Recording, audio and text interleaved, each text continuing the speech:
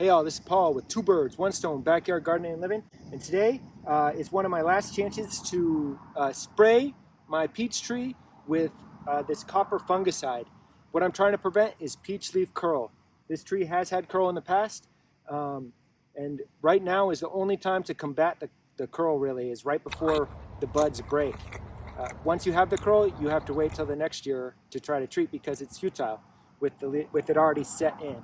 Today is February 21st on the Olympic Peninsula, Zone 8B. This is it because the buds are just starting to swell. There's a little bit of green up at the very ends, so this is really the last treatment that I'll be able to do. It is hard to grow peaches here, and we'll see my success rate. It's the most beautiful tree I have, but I know it's going to be one of the most problematic as well. Suncrest peach tree, Olympic Peninsula, Zone 8B. Port Angeles, Washington. Two birds, one stone, backyard gardening and living. Guys, I'm gonna mix 3.5 tablespoons per gallon. 1, 2, 3.5.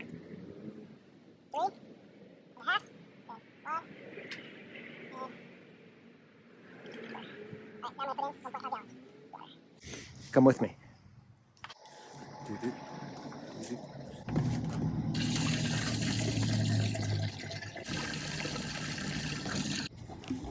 Oh yeah. All right.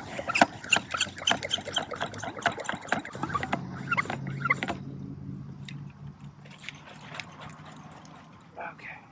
I'm spraying so that it really drips.